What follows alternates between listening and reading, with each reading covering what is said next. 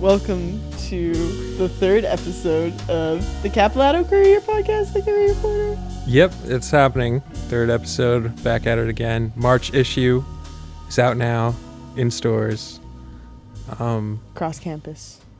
Yeah, across the entire campus. The theme this month is growth, and so oh my god. This is the worst podcast of all time. I know. The theme this month is growth. So to represent that, the theme this month was gross.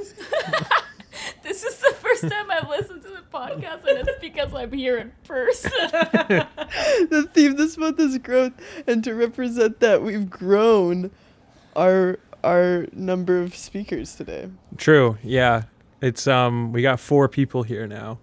Yeah, the Courier Corner has expanded. Growing. But we only have 2 mics, by the way. So they're just sitting in the room. So you'll hear them, like, you will miss the first part of what they say, and then we'll move the mic over, and then you'll hear them. So sitting next to me on my right, Golrokh. And sitting next to me on my left, Is Sofia. I make the crosswords. There you have it, the crossword maker. our famous crossword maker of the Capilano Courier. A regular Will Shorts. Yeah. Famous New York Times crossword maker. I knew you'd get that reference. You nerd. I feel like there's not any, if you were to say a crossword maker reference, it's only going to be the New York Yeah, Times. I know. No, he makes the crosswords for the Washington Post. Yeah. The new Whatever. the Vancouver Sun crossword maker. Yeah, you can ask Sophia certain questions like, what was up with the September crossword? That was weird. Which one was the September crossword? That was the one with all the mistakes in it. That was the first Let me one. say something. Give me the mic. I sent the September crossword fully edited. There's no mistakes in it. But then it got printed out, and then there was mistakes in it. So my editor actually unedited my crossword. So that's what's up with the September crossword for those who were wondering. There was just like a grid in there that just didn't even have a clue for it. But people really got into doing the crossword and finding the mistakes and correcting the mistakes. And so thus completing the full crossword. That was what some people were into. Yeah. It was like, Challenging crossword. yeah, exactly. Where the clues are wrong. Yeah. That's a good idea for a crossword. A 3D crossword is what I dream of doing one day. How would Someone that did work? a 3D crossword. So it's like a cube, and some of the words go across and down into the other one. So you could have a clue that. Oh, but it's still on a 3 2D different plane. Yeah. But I thought it was like a box that you got, and those crosswords were on the outside of it. That would be kind of cool, though. That's what I was picturing, and it made more. Because that's still a 2D crossword, what you're saying. No. Because it's on a piece of paper. Well, we have a math major with us here by the person who won't go by their last name. Is it still a 2D crossword? Does it have like vertical, horizontal, and like depth? Does it have like length, width, and Yes, depth? but just print it out on a piece of paper. Well, it doesn't matter if it's on a piece of paper. Can you imagine it? Like, does it have like an actual like? So it's up to your row of- imagination, Here's is the what thing. you're saying. I don't think this is a math question. I think this is a philosophy question. I think it's a math Does the representation question. of the crossword count as 3D? Or does it have to be physically in 3D form for it to be 3-dimensional? I think it's 3-dimensional, but the representation is 2-dimensional. Well, what about, can you say the same for just like a movie? Isn't it 3D when you watch it, but it's 2D because it's on a flat screen? No, because you're perceiving it as 3D. That's what makes it 3D. But aren't you supposed to perceive a You're film as supposed to 3D? visualize the crossword as 3D. The director isn't asking you to. Or Maybe is it they are. implied? Maybe Is they it are implied? asking you. Are movies 3D? Like a normal movie or like a 3D movie with like a 3D? A 3D movie is in Wait, 3D. here's I'll the give you thing. that. If you see a cube drawn on a piece of paper, would Yeah. you say that is a 2-dimensional cube? because it is on a piece of paper? Or would you say, no, that cube is three-dimensional because the drawing represents something that has three I dimensions? think a cube is three-dimensional, but that cube is a two-dimensional drawing of a cube. The page is two-dimensional, but the cube itself... A cube is three. A cube is by is definition three-dimensional. but that the drawing cube, is two-dimensional. I feel like because that's the thing. we're getting lost in the weeds that's the here. drawing of a cube, and any drawing has to be two-dimensional. Okay, so that's not a cube. That's a drawing of a cube. And I'm then- gonna Oh my I'm gonna god, that is not a pipe, it is just the painting of a pipe. This is what Magritte was getting to. so see Yo. pot and cube. You're never gonna finish this. No, this is why it takes so long. This is honestly. We're cutting all this out. That was so yeah, boring. this is just us warming up. No, Christian is shaking his head. He's hell bent on embarrassing us in the public eye. Should we talk about what articles we're reading this month? Yeah, let's do it. So, what do we got cooking this month? This month, for our theme of growth, we've got 6 things to read for you. We got the classic note from the EIC from me. Then from our news section, we have CSU directors have given up on their own board. From the features section, we have learning creative writing in prison. From arts and culture, we have Surrey Jazz Nights and all Femme fronted. And from letters, an exploration of Persian New Year in Vancouver. Golrokh's going to be reading that one. Yay. Yay. Yes, you looked so thrilled. And then humor, the Capilano Courier has a problem and its name is testosterone. So that's what we can be looking forward to in the podcast today. Let's get started on the first article. You don't want to banter anymore? We Our can talk bantering about growth. Really devolved. Okay, yeah, we can talk about Do you want to growth. talk about growth? Okay, growth. Let's do growth. Let's talk growth. Or do you guys want to hear what I had to say about it? What's your thoughts? You want to hear what I have to say? I want to hear what you're. Here's what I have to say about growth.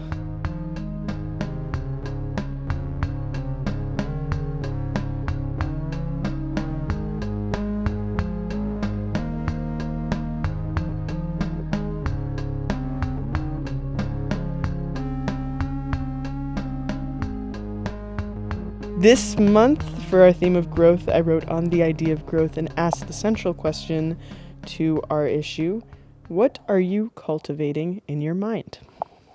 As a species, growth seems to be a preoccupation of ours. We love growth in ourselves, our knowledge, our capital, our technology, our economies, the list goes on. We try to adopt a growth mindset for a happier life. Our economic models are founded on the assumption that growth is success. When one reflects on the vocabulary and priorities of the present day, it becomes clear a vast majority of us believes growth is synonymous with good. However, despite our love for growth, we still have the concept of overgrown, where growth begins to strangle the good around it. We sometimes forget that there still exists negative growths, such as cancers, tensions, weeds, all growths that are damaging to other forms of life. As we are seeing with our current economy, perhaps the preoccupation with growth from nations has not accounted for the idea of overgrowth. Perhaps the goal of a collective to grow and control all scarce resources breeds excessive pain and stress. Those who wish to grow at this rate may think this control will create immunity from the negative, but we are all beginning to see that this excessive growth is strangling other necessary modes of life, such as peace, freedom, and empathy. The result of this hunger for infinite growth will in time rot and destroy the very hoarded resources that we once wanted to grow in the first place. Therefore, I believe simply to grow is not the focus of a healthy species. Rather, to grow well, or to nurture, is essential to the wholeness of humanity. We must understand growth is an art form, not an uncontrolled act, if we wish to exist without ignorance and live in harmony with our world. To dance the dance of growth is to begin to realize that life is a garden to be cultivated, where every part is vital to the ecosystem. In the garden of humanity, there is no growth that must be removed completely because it is bad, and there is nothing we must solely grow because it is good. Rather, every part of life plays a role. The duty to nurture this reality is up to us, to compost that which is overgrown and feed it back to the plants that are promoting health amongst all in order for the whole ecosystem to blossom. So, what are you cultivating in your mind? Are you focusing on resentments, anger, sorrow, regrets? Are you growing energies of fear or narratives of pain? How can you begin to cultivate happiness, calm, joy, or equanimity in the face of pain instead? I think it's important to remember that in cultivation, it is not our goal to be rid of these negative emotions completely. Although we may be quick to believe it, it is not the case that simply because pain exists, no joyful emotion can. Our positive emotions are always there. They are always in reach. However, by constantly focusing on our pain, feeding it with our attention, and letting it grow wild, we allow it to become so large it begins to shadow our joy. We forget our joy exists, and in the shadows, it rarely gets the sunlight it needs to prosper. We do not need to ignore or force our negative emotions to be gone for our joy to live. Rather, we must allow both our joy and pain to grow in harmony, ensuring they live a symbiotic relationship. To begin this process is to change our relationship with pain, to acknowledge it as it is. To acknowledge our pain, to care for our pain, to understand our pain, is to begin to love ourselves and transform very potent energies into even deeper life experiences. However, to focus only on our pain, to wait for it impatiently to transform, to berate ourselves for feeling pain, is to only grow one part of our mind and forget so much more. Remember, dear one, the garden of our mind is vast, and there is often so much more to experience right now than you realize. Hold and love your pain, but don't forget to also touch joy, smile, and grow the seeds of happiness around you as well. These are all the workings of a healthy garden and the buds of life's mysteries. Blessed are our bodies, blessed is this moment we have to be reading this note. Blessed is the light that reflects around me. Blessed is the air I breathe. Blessed are my hands. Blessed are my feet. How very lucky I am to be alive. Grow with purpose. In loving tranquility, Sara Brinkak.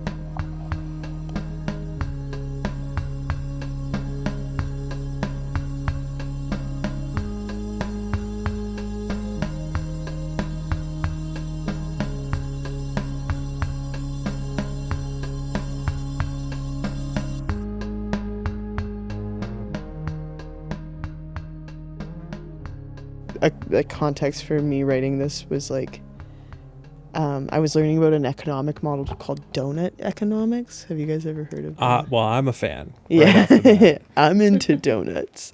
It's basically the idea that you can't grow like an infinite amount. Like the current models are kind of based on the fact that growth is good and it counts for kind of almost infinite growth, but not like this is like a kind of a new model of trying to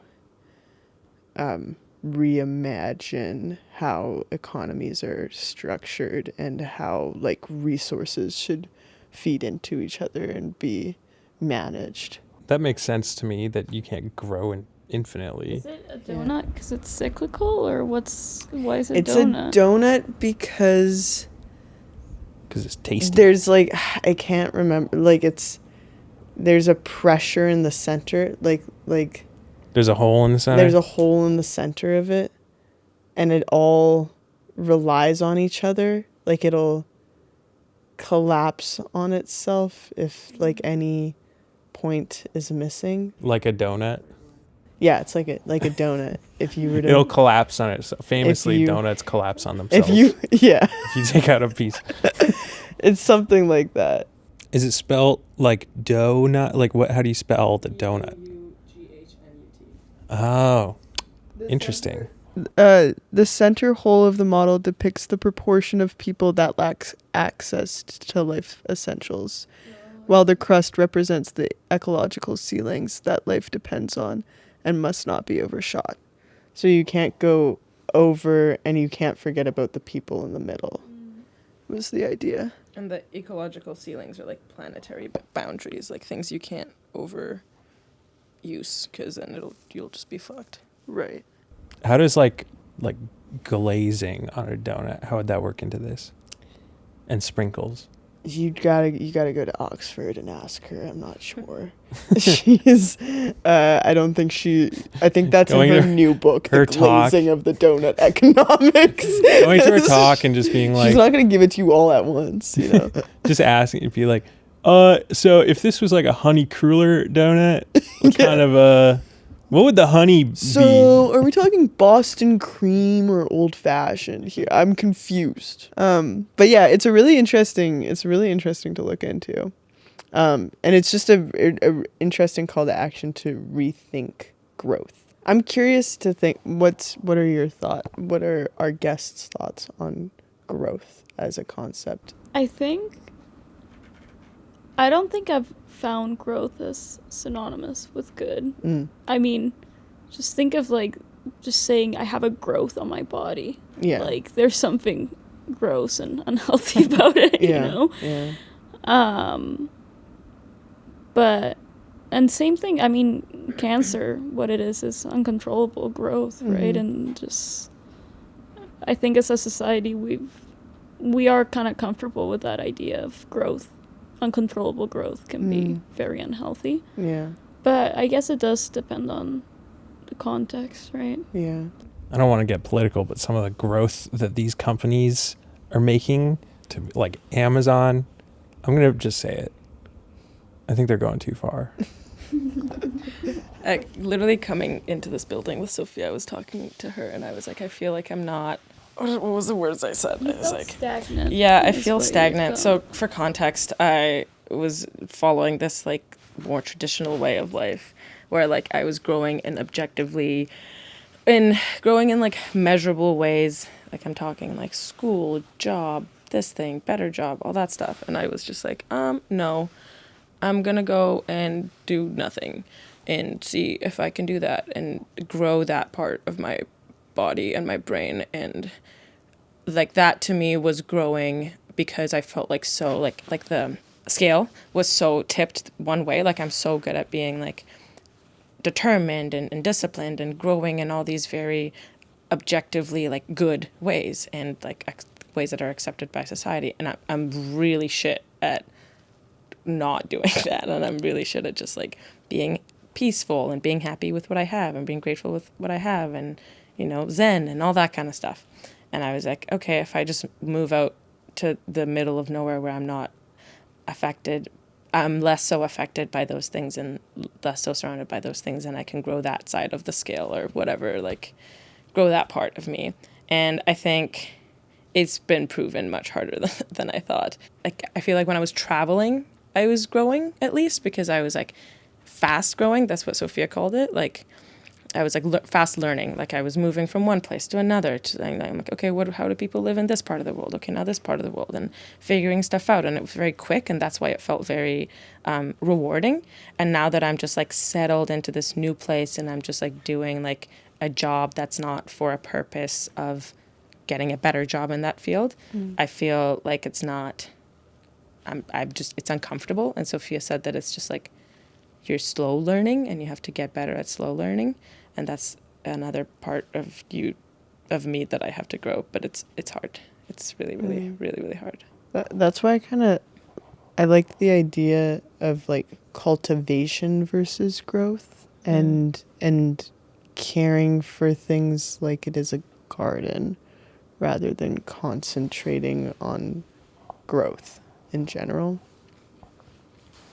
Yeah, I think we have a general assumption with growth too where there's almost like a product at the end of it. We're growing towards something. Yeah. Right? So we don't accept slower types of growth as much as we do faster types of growth, because we want the results now. Yeah. Yeah.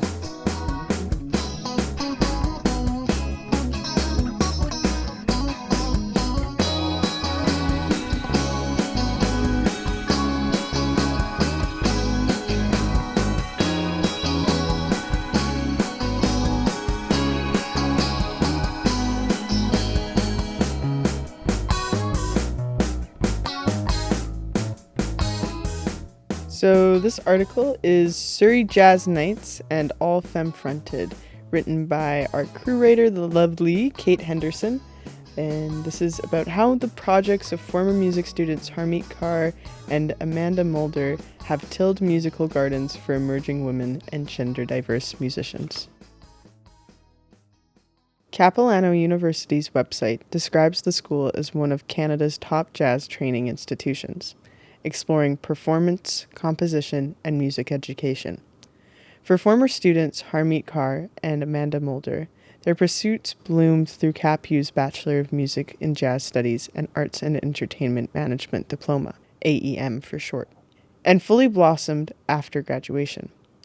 Kaur and Mulder's musical pursuits deserve admiration as seeds that grow platforms for emerging women and gender-diverse musicians of Greater Vancouver. Kaur, a double bass player, spent her first and only year in CapU's jazz program from 2020 to 2021.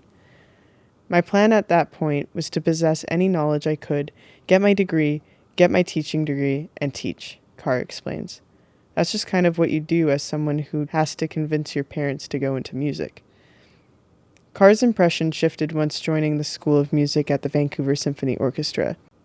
Through this, Kaur learned the importance of headshots, website building, and maintaining gigs. Another person at the VSO recommended I look into the Arts and Entertainment Management program, Kaur shares.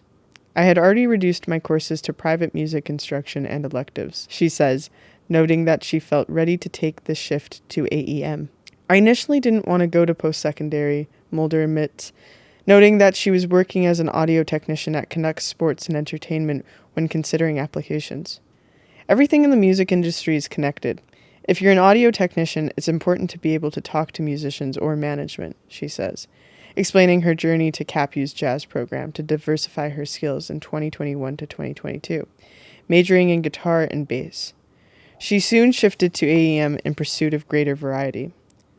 Kaur and Mulder entered lab groups in AEM, with Kaur launching winter markets, music mixers, and CapU's very own Rise Film Festival. Surrey Jazz Nights, Kaur's current project, started at the end of her first year in 2023. At this time, I was also working as a jazz administrator at the VSO. Kaur details explaining the connections that came from this role, including a student from her area of Surrey. While working on his capstone project, the student asked her how to find gigs in Surrey. I remember thinking, man, there's nothing over there, Kaur sighs.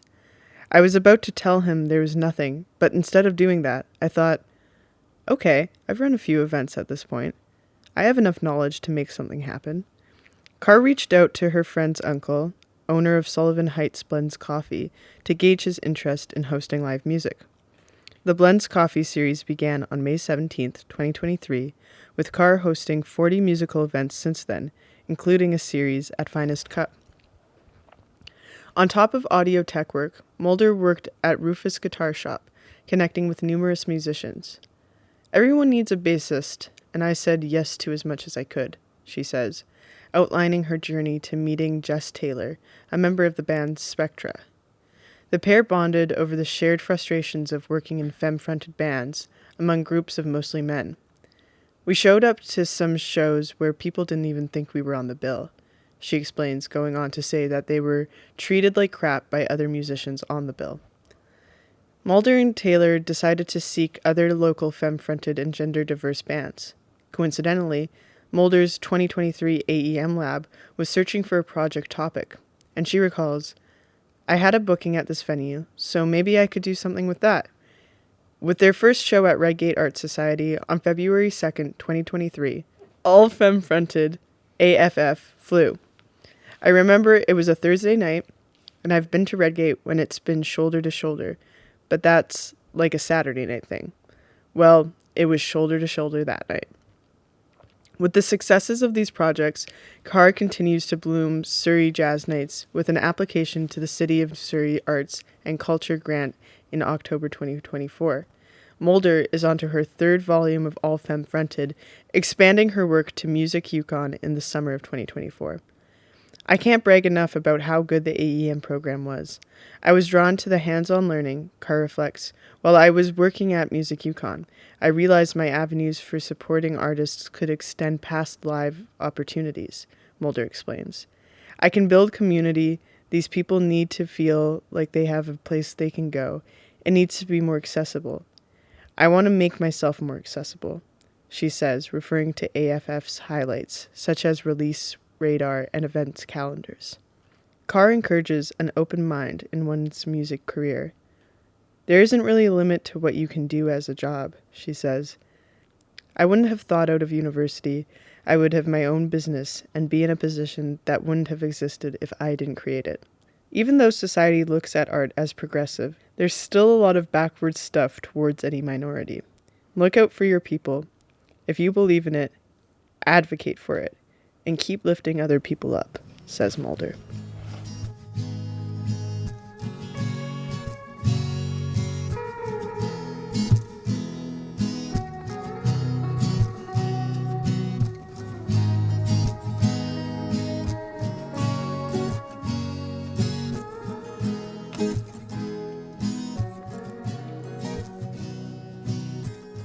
What are you cultivating in your mind, Adam?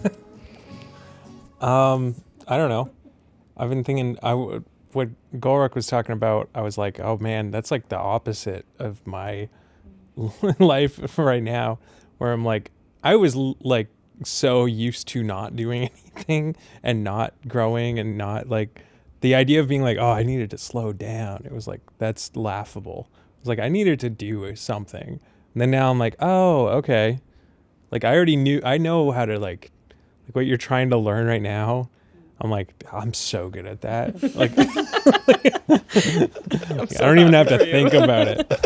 Like, it's so easy for me to just, not learn and like just chill out and have a good time and not be too stressed about things. I'm like, I got that. What I don't have is the drive to like make a better life for myself in any way. We all have our thing. But do you think you're really good to at like you could stay cool-headed throughout, like if you were to start on a track today and just be like working like a dog, like do you think you would still have no problem remaining calm? I actually think so, yeah. Which is a weird thing, but it's like my personality is very anti-stress now at this point. Right? Like I have a hard time getting stressed out about things, even if like rationally it's like I should be. Is stress the thing that like gets you to do things though? No. See, that's our difference. Is that like I can't get anything done unless I'm like stressed and I'm like okay. Right. Now that's my motivator. That's my internal motivation. But like if I'm not stressed, I'm just not gonna do it. I'm gonna be just like right. Yeah, I'm gonna be stagnant. Yeah. What's your motivator right now to grow? My motivator right now to grow is to be like, I don't know, just like happier, I think, in general, just on a day-to-day basis. Be more like secure, I think, both financially and like emotionally, which those two unfortunately kind of go hand in hand. It's just like you can't really be like, it's hard to be like, if you can't pay for like a therapist, it's hard to fucking get better and shit like that. You know what I mean? And it's hard to live like comfortably if you're like, fuck, I can't afford food. It's Maslow's hierarchy. David Maslow. Is that his name? No. I don't know his name. Abraham Maslow. His name is Abraham? Yeah, Abraham That's awesome. Maslow. No, it is. I'm just kidding. I don't know what it is. Maslow. Abraham Maslow. He's got a good head. Yeah. Oh, there's a guy at our high school and his name was two first names. That was awesome. he got a standing ovation when we graduated just because he was such an enigma of a guy. He got a standing ovation because he was an enigma? Yeah. Is it that easy to get a standing That He was- sounds like too shy or something. It was like interesting. I don't know. He was like an exchange student. He couldn't speak English, like, but he would like also be like making jokes all the time. But it was really, it was like he didn't care that he didn't speak English, and he would just he would just say things and people would be like, what are you talking about? He would talk so quietly that you would have to like lean in. He would be like, say something, and then you'd be like, sorry, can you say it? And you'd lean in closer and closer, and every time you would still not understand it. And then you'd lean in closer and realize that he's saying just like ice cream or something. And you'd be like, okay, that's awesome. He told me that his parents didn't let him get an electric guitar because they didn't want him to get electrocuted. Let's move on into some articles. How about we get into this?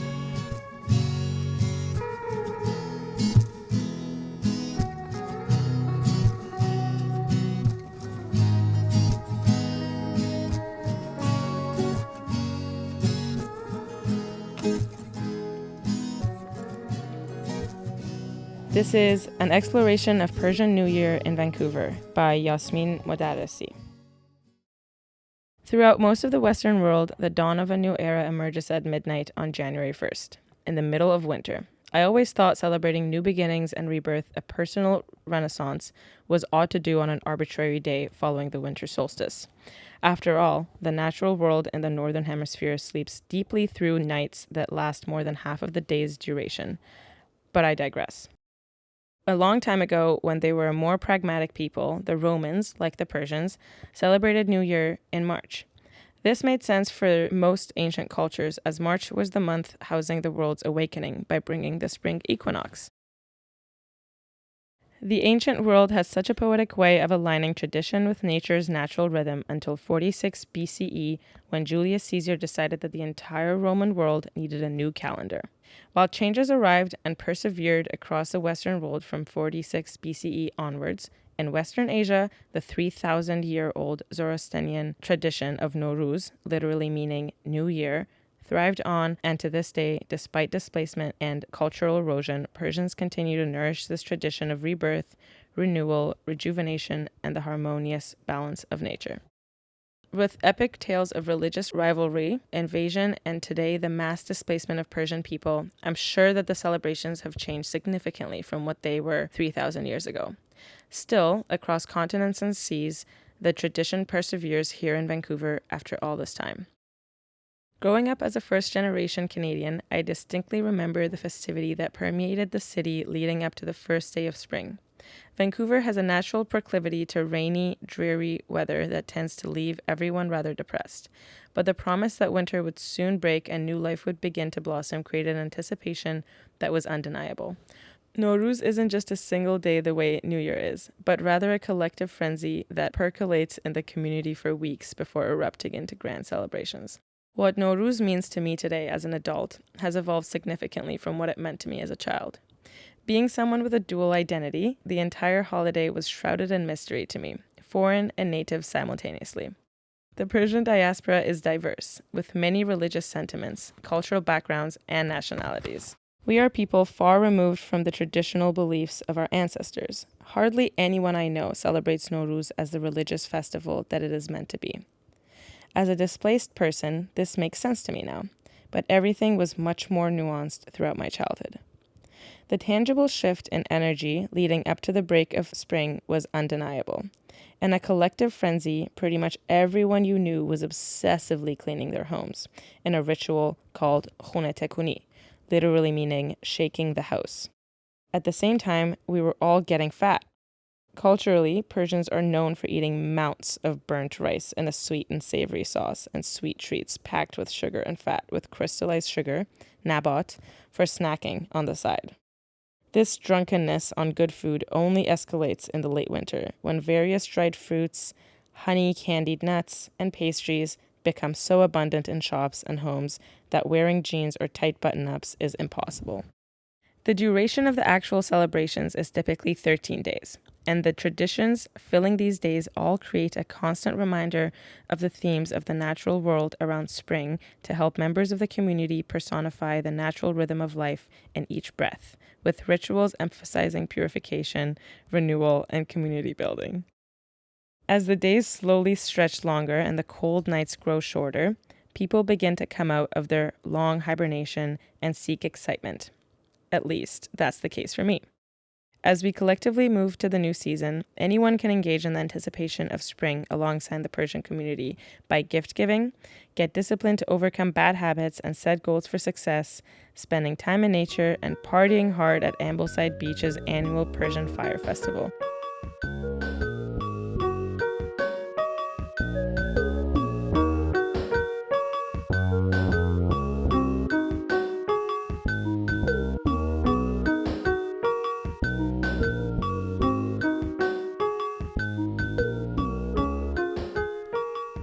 CSU directors have given up on their own board. It started with a slate and ended in corruption. Student senator speaks up against selective accountability within the Capilano Students' Union. Written by Laura Morales, video production manager. The Capilano Students' Union, or CSU, board of directors is made up of students who are democratically elected to represent them. From 2021 to 2024, the number of candidates running in the election more than doubled, increasing from 22 to 59. Additionally, the number of complaints exploded, from 0 to 57. The competition to become part of the CSU board has grown drastically, but the director's performance after being elected suggests that this interest has less to do with serving the student body and more to do with an easy way to make money. The roles with the most responsibilities, and consequently the highest pay, are the president and the 4 vice presidents, collectively known as the executive directors. They receive a yearly pay of over $24,750 for performing their duties, which revolve around 2 key tasks. 1. Attend the Board of Directors, or BOD, meetings, which are held twice a month. They can last as little as a half an hour, with a maximum duration of 3 hours, provided there is quorum to hold the meeting. During these meetings, directors make decisions on behalf of CapU students, who are CSU members through their payment of student society fees each term. Decisions focus on how to best allocate the CSU's annual budget of approximately $4.5 million to benefit the student body. And number 2, submit a monthly report stating whether they've completed the required 80 hours of work, along with an explanation if they haven't. The CSU staff monitors board members' performance by tracking attendance at board of directors meetings and timely report submissions. A member can be removed for 3 consecutive unexcused absences, 6 non-consecutive unexcused absences, or failing to submit 3 reports within 30 days of receiving a notice. However, removal requires a motion and a 2/3 vote with at least 2 weeks' notice. This means the board can choose not to remove a member even if they have 9 unexcused absences, as was the case with Anmal Sharma, the Mature and Parents Students Liaison, who retained their position after a vote at the January 24th Board of Directors meeting. Importantly, this is for unexcused absences, meaning that if a board member provides an excuse, for example, sending a 2-line email, for missing a meeting and the board accepts it, there are no consequences. Quote, "There is no policy on how many excused absences we mark. We work on a judgment basis," explained CSU President Angad Brar. Currently, there are reoccurring challenges due to a lack of solid guidelines for report quality. As long as the board member submits a document titled, quote, "report" on the date it's due, it can simply say something like, "November and December have been quiet months, so there's not much to report. I had my final exam, so I couldn't participate much," as seen in Dilkaran Singh's report, VP of Equity and Sustainability, and still receive full pay. The executive director explained, any reduction in pay connected to hours worked would need to be an action/decision taken by the board of directors. Brar acknowledged that additional measures are needed to ensure quality, since the current policy only focuses on having reports handed in on time, and assured that, quote, Reports will be good next year, end quote. As stated in the board ethics and conduct policy, quote, the board may, at its discretion, impose sanctions, end quote, for violations of the conduct standards set around the principles of good governance, commitment, respect, responsibility, and accountability, among others. Still, no sanctions are placed automatically, and the reality that was brought to light in the meeting held on January 10th, 2025, is that some board members feel powerless when it comes to keeping their board accountable. During the meeting, Senator Priya McMurtry was indignant to learn that the two other senators, Sarangdeep Singh and Amanjot Singh, had not only failed to submit their reports for the past 3 months, but had also plagiarized Priya's reports almost word for word when they finally submitted them. McMurtry told the board, quote, I put so much work into the Senate, and was upset to have these two student senators just take what I've done. These reports included updates about their work in SAPPRC, a committee where Priya is the sole student representative, as well as 2 one-on-one meetings she had. The reports were removed from the agenda, but no sanction was put forward. During the question period, the Courier asked what other actions could be taken to prevent this from happening again. Sofia, the Board of Governors representative, responded, quote, there are sanctions that can be placed on board members, but as we've seen in the past, they typically don't happen because of the lack of accountability that has been precedent on this board. She explained that even when a motion to sanction a director is proposed, it goes to a vote, and whether accountability actually takes place depends on who is present at the meeting. So, what is the rationale behind this vote-dependent accountability system? And why might selective accountability be considered problematic? Leaving decisions like sanctions to the board's discretion allows for flexibility and case-by-case consideration, ensuring context-sensitive outcomes through deliberation and voting. In theory, this system balances accountability with informed decision-making. In practice, however, it allows executive members to earn over $24,750 annually while doing minimal work. Quote, I'm fighting against a wall of corruption that is the executives. And that is a lot of this same group of people who are all very clearly friends and will vote for each other no matter what, stated Senator McMurtry. According to the CSU election policy, slate-like behavior is prohibited, meaning, quote, 2 or more candidates who run together for elected offices for mutual advantage. This rule is meant to reduce the risk of block voting and ensure that board members represent diverse perspectives. The Courier asked President Brar how he manages to separate friendship from CSU work. He shared, it was hard for me in the first few months, to be honest, but now, as I'm learning with time, I would say I'm in a better position. Moreover, the board made it mandatory for candidates to submit a biography statement and attend candidate forums for this year's elections. President Brar explained that these changes aim to help voters get to know candidates better. 4 of the 18 current board members attended the forums, and 5 failed to even submit a biography statement, which is displayed on the ballot for students to review before voting. When asked how those candidates were elected without sharing their plans for their term, especially when running against candidates who did, Brar replied, I'm not sure how they got the votes.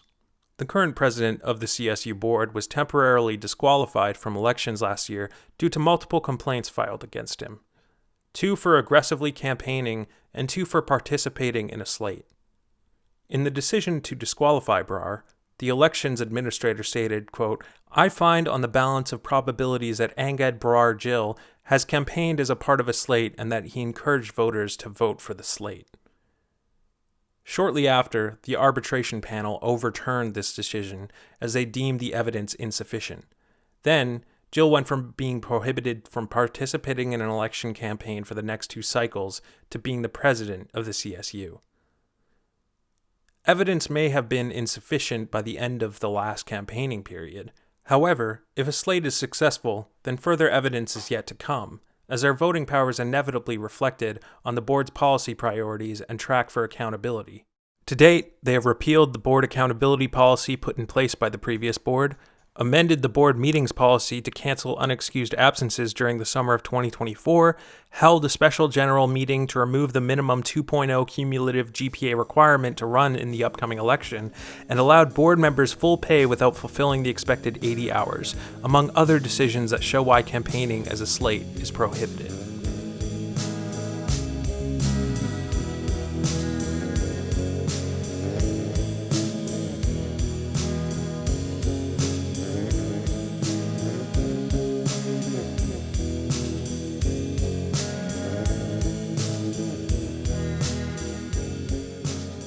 Learning creative writing in prison. Walls to Bridges, or W2B, transformed a penitentiary classroom into a shared space for storytelling, connection, and rewriting assumptions between inside and outside students. Written by Lily Rosen, she/her, crew writer. Walking into prison for the first time isn't exactly the average start to a university class. For most students, first day jitters involve finding the right building and hoping for no group projects. But for Alice Cavers, stepping into her English 190 creative writing course at the Fraser Valley Institution for Women came with unique uncertainties. Before taking the Walls to Bridges course, an educational program that brings university students, or outside students, and incarcerated individuals, or inside, together in classrooms across Canada, Cavers had only seen prisons on American television. Quote, "Most of us have never stepped foot in a prison," she remarks. Walking into the class, we don't have any idea what it would translate to in real-life Canadian prisons and what the people are going to be like. That first day was intimidating and exciting. When entering the federal prison, Cavers encountered the anticipated correctional officers, a metal detector, and an intense atmosphere. It felt like an airport security, she recalls, but beyond the main building, expectations began to bend. The prison grounds were not a series of barred cells, but a collection of small houses arranged in a circle. I walk around, and it looks like a little community, Cavers says. Turns out, it's not like Litchfield Penitentiary in Orange is the New Black. Inside the classroom, her assumptions continued to shatter. Then, you walk into the classroom, and there are all these women not wearing uniforms or anything. They're wearing normal clothes. They're sitting down in a classroom. And in that moment, you kind of forget where you are, Cavers asserts. The course rules also reinforced equality. Students weren't allowed to ask about each other's crimes or share full names, ensuring that every student, inside and outside, could engage without preconceived judgments. Over time, the initial apprehension in the room melted away. By the end of that first class, I got a vibe that the inside students are some of the most hardworking people I've ever met. Cavers beams. They were all very genuine, very open, and I realized there was absolutely nothing to be concerned about.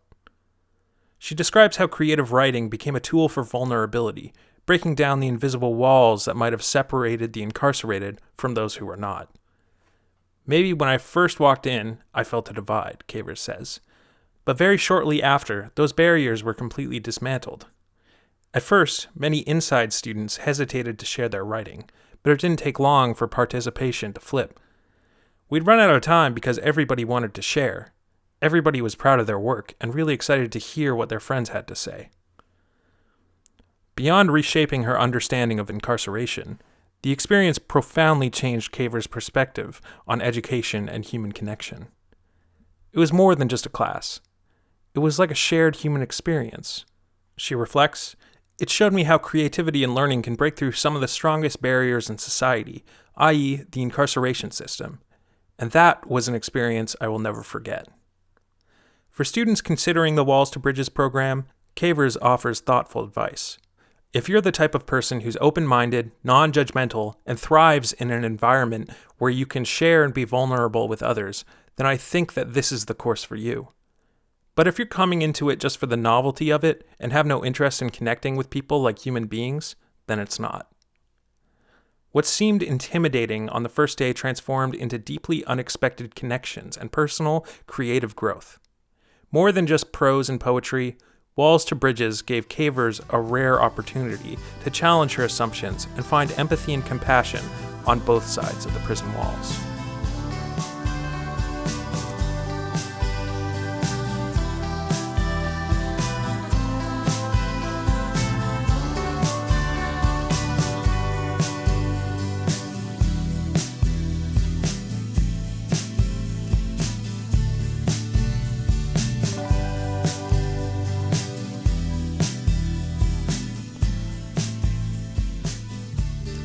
Capilano Courier has a problem, and its name is testosterone. An opinion essay by Adam Wallace criticizing the Capilano Courier for their toxic masculinity. Written by Adam Wallace, he, him, contributor and male feminist. It's 6 p.m. on a Wednesday, the day the Capilano contributors meet to check in on how the month is panning out. I stand around from the corner of the entrance to the Courier office, nervously biting my nails. I know I must go in, but I fear the chaos that stands beyond the front door. After finally gaining the confidence to enter the meeting, I am promptly struck in the groin by the coarse hands of an insecure athlete. "Nut taps," my editor-in-chief declares, causing the room to erupt into a chorus of rowdy laughter. Immediately, I am faced with a dilemma. Do I play along, pretend that I'm okay, and that I'm in on the joke? Or do I reveal my true feelings? The following words rack my mind on loop. Stand up to them. Just for once, Adam. Tell them how you really feel. I broaden my shoulders. I tug on my shirt to straighten it a little, and I turn my chin up. I say the words aloud. I don't like nut taps. I don't find it funny. It makes me uncomfortable, and I want them to stop. The room falls into an uncomfortable quiet. Unfortunately, this quiet is not dominated by self-reflection and guilt, but rather of annoyance and aggression. People roll their eyes, they shake their heads, they scoff, and they stare. The Courier news editor, who shall remain nameless, takes a step closer to me, the brim of their fitted sports team hat in my face. Bro, it's just a fucking joke. Don't be such a pussy about it. God. At this point, I'm not surprised by their crude choice of politically incorrect terms, but I'm offended nonetheless. I long to correct their tasteless parlance, but I'm simply too physically intimidated to do so. A knock at the door interrupts our discussion, and I turn to see a skip-the-dishes delivery person. Dinner time. See, as a part of our monthly meeting, we're fed dinner. You might be thinking that this is a nice break from tense discussions, but as a vegetarian, it opens up a slew of insults hurled towards me from my colleagues.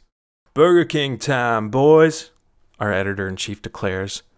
It's always Burger King, and no, they never get vegetarian burgers, so my dinner is relegated to a measly side of beige French fries, nothing more. After dinner, the meeting continues. We begin to discuss the literature column for next month's issue. Inevitably, the conversation steers toward promoting what is arguably right-wing propaganda. I wish I could speak up, but my self-preservation is too strong, and I fear being physically assaulted by another nut tap. But when the conversation turns to Joe Rogan and his recent slew of reprehensible podcasts, I decide to do it again. Do it, Adam. Stand up for the truth. Joe Rogan is a misogynistic, right-wing propagandist, I say proudly. The air goes ice cold. Not surprisingly, but disappointingly nonetheless, the Courier crew is not in agreement. Why do you always have to, get, political and stuff, man? Asks our literature editor. It's just a podcast, dude. If you don't like it, just don't listen. Let people enjoy things and just stop being a bitch about everything. I'm sorry, but I have to stand up for the truth, I state defiantly. We have a responsibility to our readers to be fair and just, and I simply cannot sanction any sort of untoward rhetoric. I'll end the story here, for it drags on as you would imagine it might.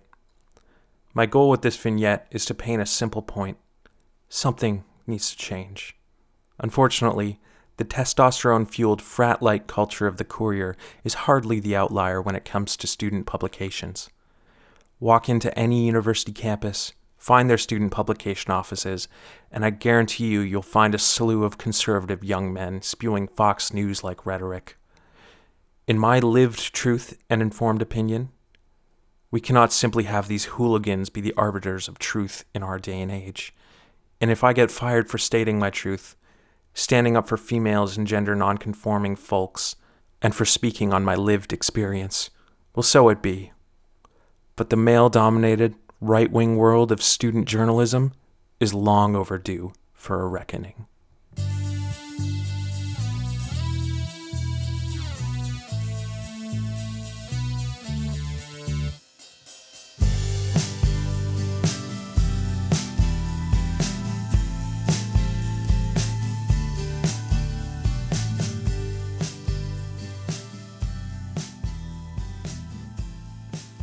All right, let's pretend like we all just something really funny happened, and then we go into the outro. Okay, ready?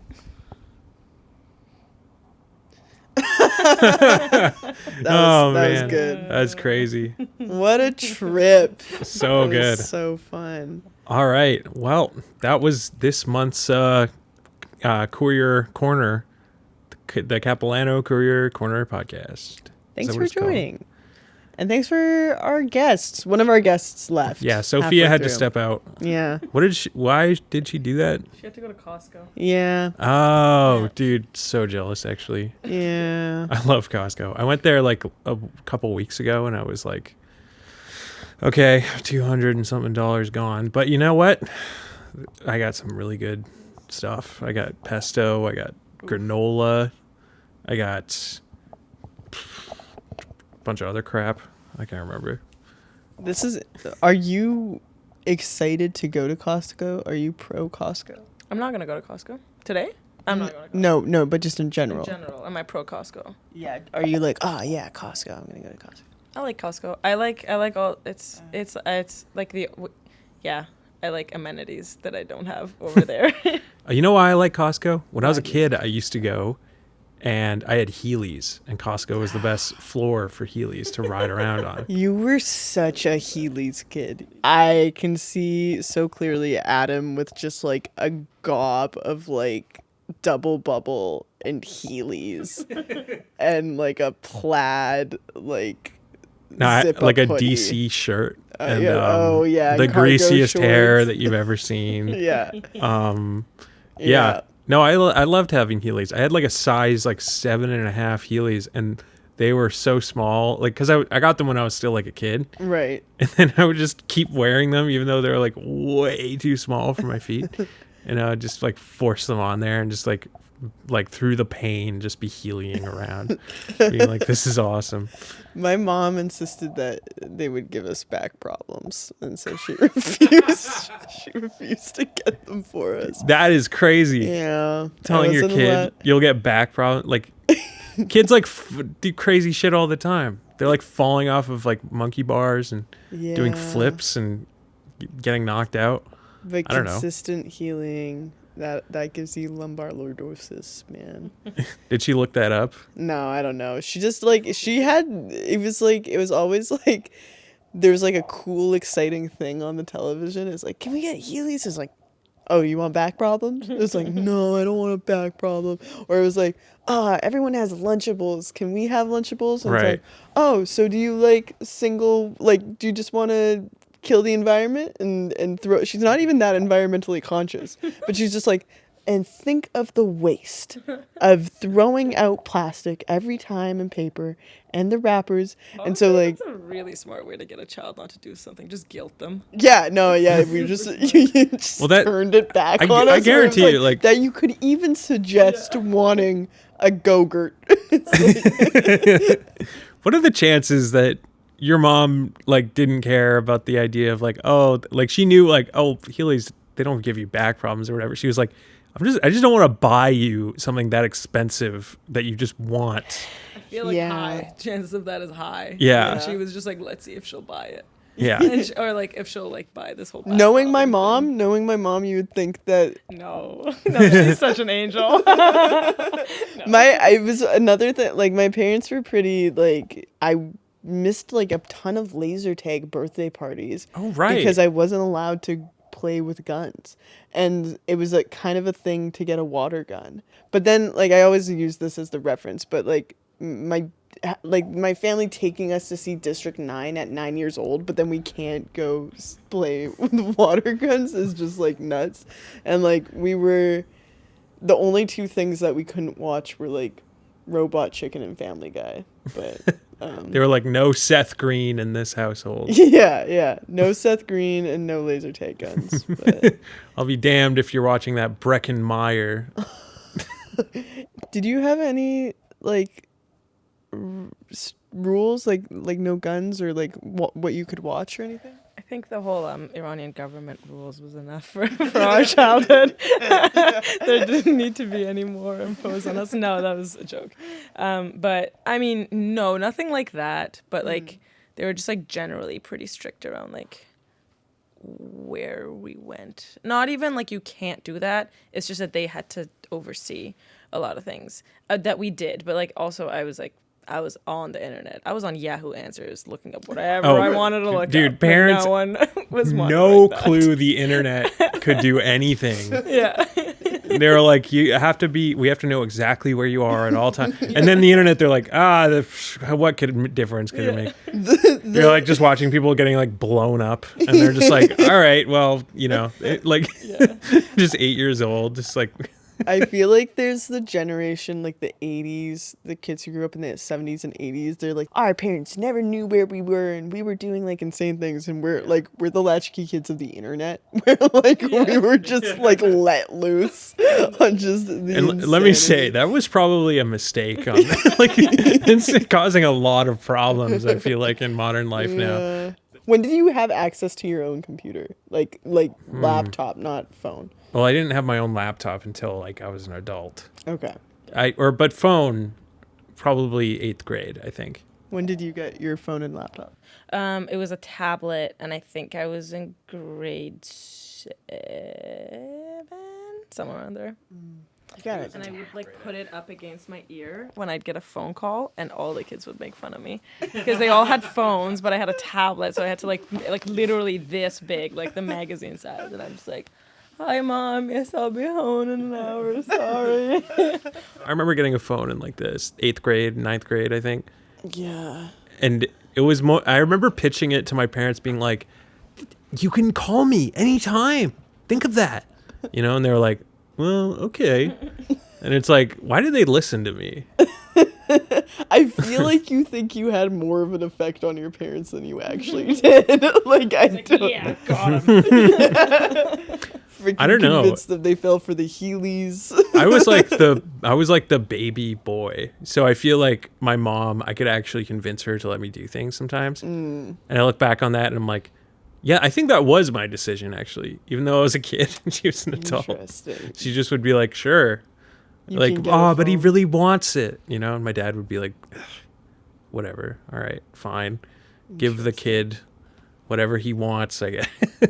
Were you a person who could convince your parents to get, because we're all babies. We're all the youngest child.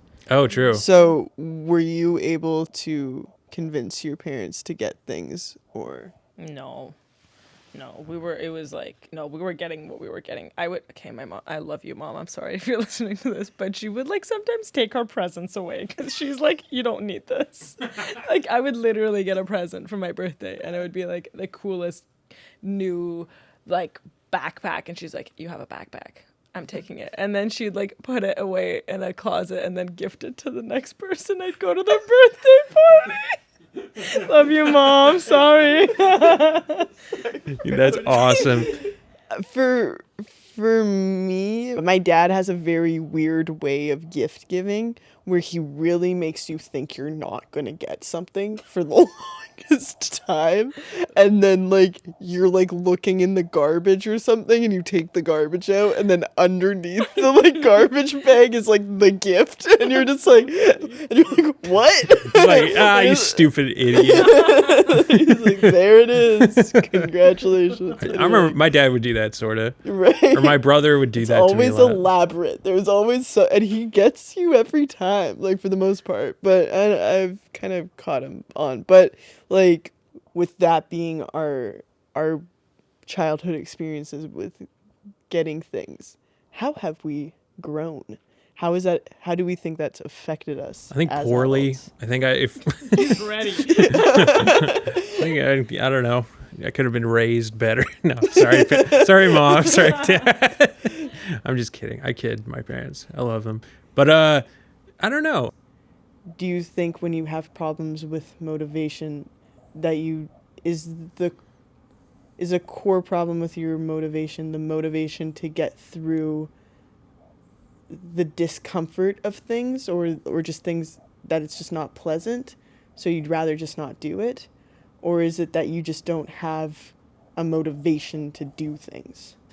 I think there's something deeply embedded in my personality about that, where when I was a kid, I was in Cub Scouts, and I remember every week. I had it every week. And every week I was always like, oh no, well, I can't go to this. I don't want to go to this. Are you crazy? I was in this for like years. And every week I was like, it was an ordeal. Like I was like, fuck, I can't believe it's happening again. And then my mom would always have to be like, you have a fun time when you go. You go every week. You knew this was coming. And then, Did you have a fun time when you went? Yeah. Okay, so it was just like getting past that inertia. Yeah. That like initial. Okay. It was just every week I was just Okay, I see. no, I don't want to do this. And then I'd go and I'd do something cool. Like we'd play dodgeball one time and I fucking destroyed in the one dodgeball game. It was crazy. It was awesome. I was the last person on one team and there's 5 of them on the other you had team. one of those comebacks? And I had the comeback where I got really them all. That feels really And good. I got the last 2 That is a great in one feeling. shot. What? Yeah. No, you didn't. How? Yeah. How did you do It that? bounced. No, you didn't. It You bounced did off the not 2 of them. bounce off of 2. That's how I remember it. That's a dream that you had. No, it was so awesome because I remember like the other guy put his ball down and was like, I'm out. And I was like, what? And he was like, yeah, bounce. It hit me. And I was like, no. And I was like, I turned around to everyone else. I was like, did it bounce? Did it hit him? And they were like, yeah. You didn't see that? You're like, damn. And I was like, oh my God. Greatest moment. Because I saw it, but at the same time, I was like, there's got to be something in the rules that says that, like I didn't just win with a bounce. With a bounce. That's crazy. That was way too good. Like, I love how it was like, you weren't like, yeah, I freaking bounced off someone. It's more like, no, stay in this. No, we're going to the death. Like, I was one man. I'm taking down 5. You pick up that ball. It's you and me. I wonder, comparing Adam to my wonderful friend to my right, who I know is severely motivated by stress alone. I wonder, like, to compare, like, I think you're pretty adapted to going through the discomfort of learning, having completed a mathematics major and being on a women's wrestling team through high school and university and immigrating to Canada when you were 17, 16. You've gone through a lot of big changes and a lot of discomfort. So one would say that you're more, if we're comparing, like, Well, I think any one of those things that she's done is more impressive than anything I've ever done in my whole life. But also now Nothing better, nothing now, more. where now I'm like incapable of relaxing. Like, Right. Like I'm not Yeah. trying to be like, oh, my problems are so. But like it's like physically hurts to like not be able to sit and like be relaxed and like actually be happy. Like I Right. said, this literally Sarah, Sofia, and I were just sitting on the couch yesterday, and I was like. It's like, I think I am incapable of being happy. And I'm like, okay, you laugh, but I'm dead serious. No, And I'm trying to be, what? you said it, you're like, it was like, we were talking about going to therapy and she was like, she has a list to bring to her therapist. Oh, you're gonna win and therapy. one of her statements is, I genuinely believe I am cursed and incapable of happiness. I did say exactly those words. You're right. That's much right. I'm the only reason I'm laughing is because I'm like, I used to think that about myself, and then now I'm like, that was ridiculous. I'm like, that was all myself talking about that. Yeah. You know, I was like, there's no outside force trying to curse me. You know. No, it's true. I gotta run. This is a good conversation, though. This is upsetting because we're sorry to harsh the momentum. It was nice joining everyone for the Capilano Courier, but I, like Sofia, have to go and do a board meeting and do actual business for the Courier, not fun gabbing like Adam and Golrokh. But I would say my question before I leave, as 25-year-olds or as in our quarter life crisis in the state that we are now, Mm-hmm. with consideration of our past and the ways we've have grown, how can we begin to grow into happiness? Mic drop. I think it's all about perspective. I think that's what it is. I agree. Well, it's settled. No, I agree. I feel like only recently I'm realizing that there's like multiple dimensions to this whole like growth thing, and it's not just this one dimension that I've been practicing my whole life. Right. And like seeing it as like, yeah, like just looking at it from a different perspective and being like, oh well, there are other aspects. Like you can't possibly be growing every single aspect of your life at the same time. It's not an escalator. It's one of those moving sidewalks at like an airport. I like that. I like that. Someone said that you just gotta trust that this thing is like, everything you're doing is growing some aspect of your life, even if it doesn't feel like it, even if you feel stagnant, even if you feel like you're not Right. going in the right direction. I feel like it's impossible to be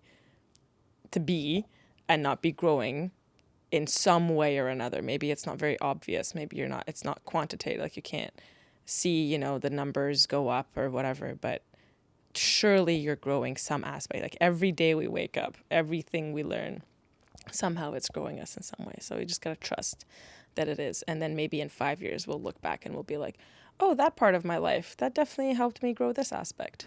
I think like, yeah, even like shitty things that have happened, like shitty periods of time in your own life, you'll look back on and be like, well, that Totally. I'm not like happy that happened, or like during that time, I know that I wasn't in a good place or whatever. But at the same time, you're able to reflect and be like, oh, this is what I was able to like take from that and move on and keep going and stuff. Like I spent like a year of my life just getting drunk in my parents' basement. Looking back at that now, what do you think you like?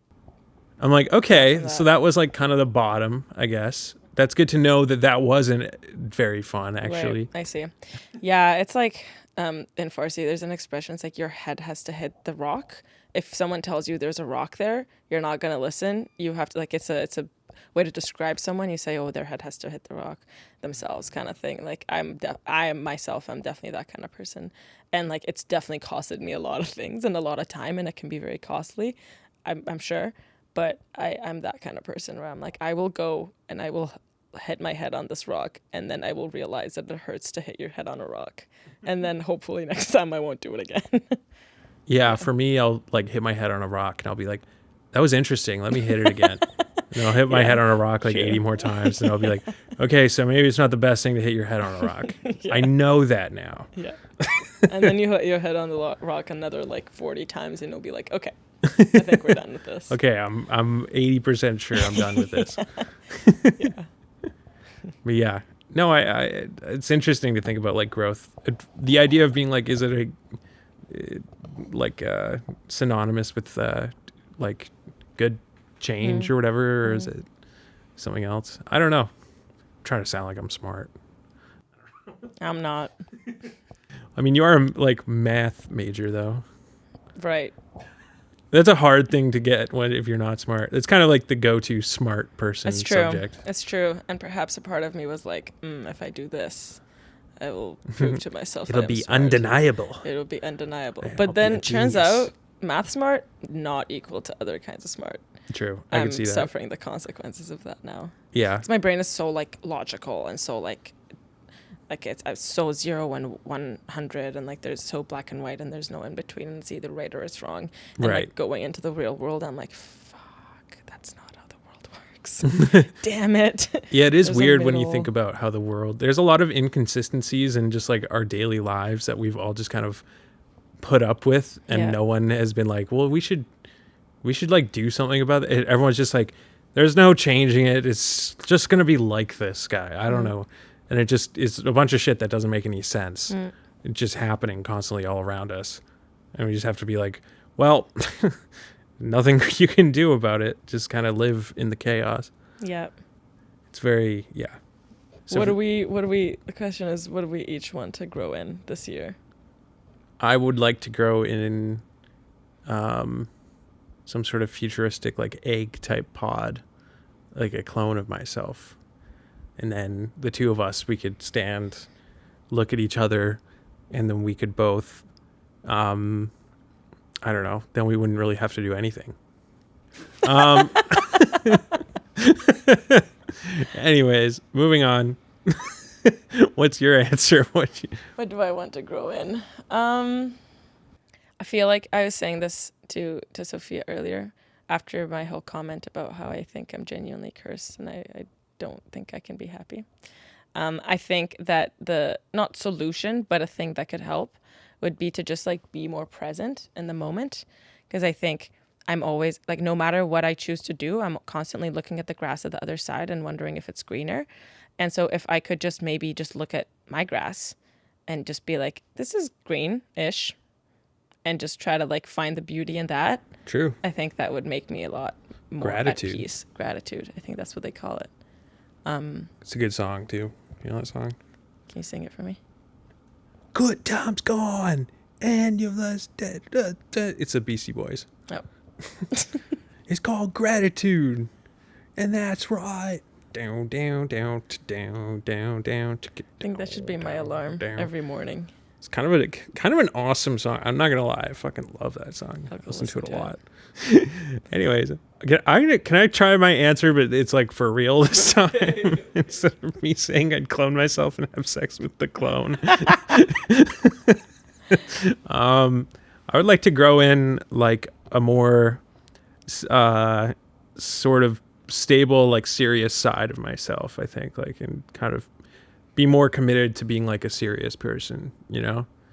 Because it's like really cute. We have like opposite things we need to yeah, grow in. That's really yeah, cute, true. Actually, yeah. Okay, being a more serious person and more stable. You said. Yeah, yeah, just like someone that people like. If I said something, people would be like, "Well, we should probably listen," as opposed to like, "Oh, he said something again. What's he fucking talking about now?" Okay, I feel like that's pretty quantitative too. At the end of the year, you can like keep a tally of how many times people took me seriously. took you seriously. I have a bunch of lists. One of them's a good list. One of them's a bad list. Yeah, I feel like that might be a depressing list to look at later on this year, though. So Everyone's on the bad list. Just like, God damn it. Guess I got to kill everyone. Yeah.